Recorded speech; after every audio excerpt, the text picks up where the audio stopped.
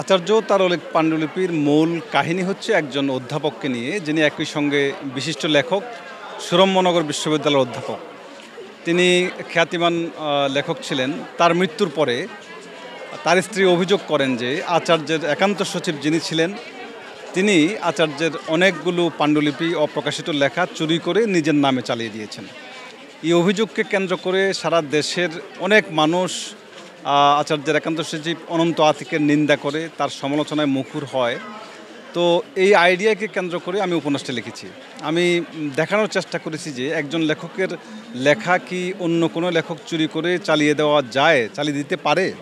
রবীন্দ্রনাথের কোনো লেখা চুরি করে কি অন্য কোনো লেখক চালিয়ে দিতে পারেন কি না, কিংবা মানিক বন্দ্যোপাধ্যায়ের কোনো অপ্রকাশিত পাণ্ডুলিপি কি সমরেশ বসু কিংবা সমরেশ মজুমদার কিংবা সুনীল গঙ্গোপাধ্যায় চালিয়ে দিতে পারতেন কিনা, সৈয়দ শামসুল-হকের কোনো লেখা কি আমরা শওকত আলীর নামে চালিয়ে দেওয়া যায় কিনা। মানে মানুষ কতটুকু গুজবে বিশ্বাস হলে এই কথাটি বিশ্বাস করে যে একজন প্রয়াত লেখকের লেখা তার একান্ত সচিব নিজের নামে চালিয়ে দিয়েছে, চুরি করেছে। একজন লেখক তার সারা জীবনে কত লিখতে পারেন। আমি উপন্যাসে দেখিয়েছি যে মীর আশরাফ জামান তার লেখক জীবনে অনেক লেখা লিখেছেন। তার জীবৎকালে সবগুলো পাণ্ডুলিপি প্রকাশিত, সব লেখাই প্রকাশিত। কিন্তু তার স্ত্রীর সঙ্গে তার দাম্পত্য কলহ ছিল, তার দাম্পত্য সংকট ছিল।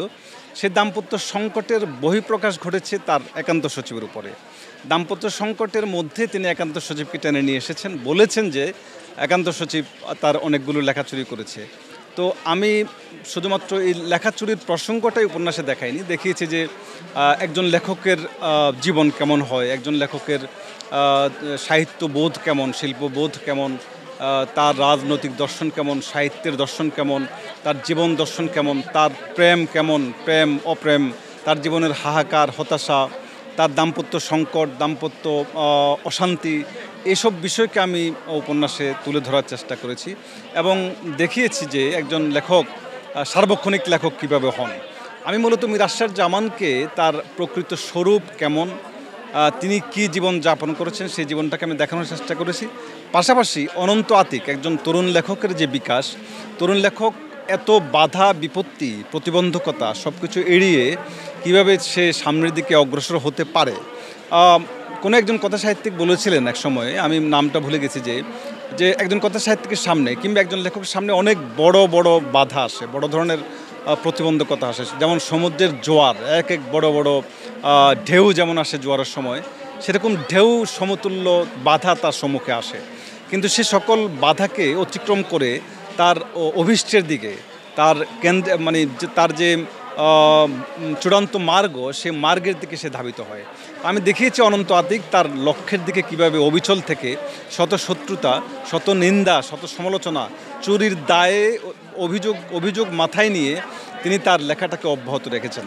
একজন লেখক, তরুণ লেখক এবং একজন প্রবীণ লেখকের যে সম্পর্ক, আচার্য এবং তার একান্ত সচিবের মধ্যে যে সম্পর্ক, সেই সম্পর্কটা উপন্যাসে সবিস্তারে বর্ণনা করা হয়েছে। উপন্যাসটি প্রকাশ করেছে অন্য প্রকাশ, বইমেলার শুরু থেকে উপন্যাসটি অন্য প্রকাশের পেভিলিয়নে পাওয়া যাচ্ছে।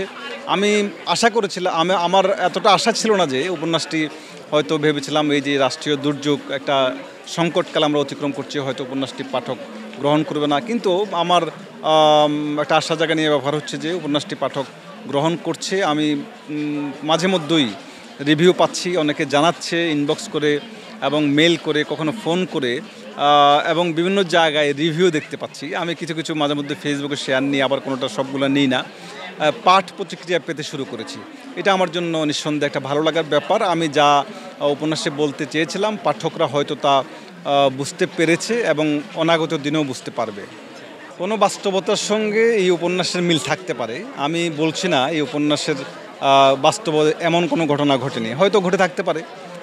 লেখক তো আর পৃথিবীর বাইরে থেকে কোনো বিষয়ে আমদানি করে লেখেন না, তিনি বাস্তবতা থেকেই তার লেখার রসদ জোগাড় করেন। আমি হয়তো বাস্তবতা থেকে রসদ জোগাড় করেছি।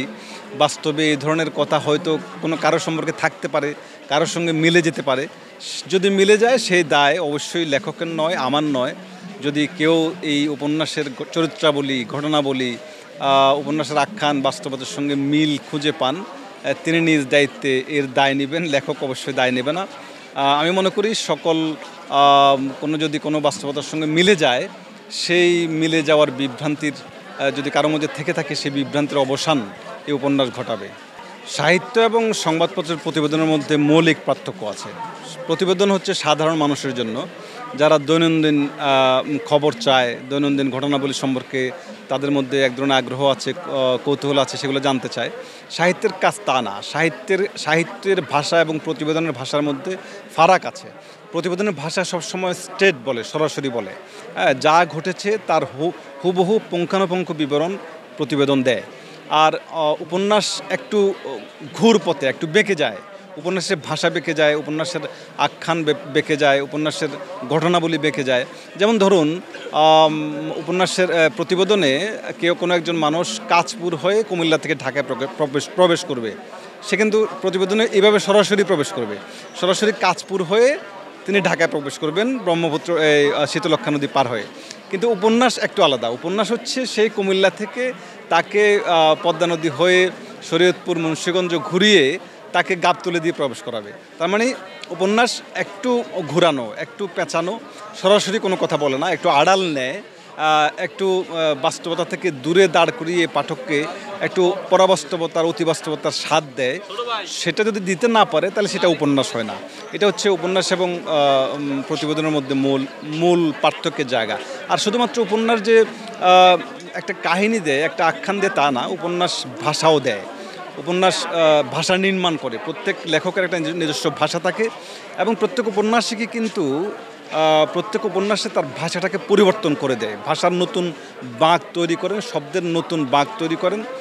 এই শব্দের বাঁক এবং ভাষার বাঁক তৈরির মধ্য দিয়েই মূলত ভাষার একটা শিল্প সৌন্দর্য তৈরি করা হয়।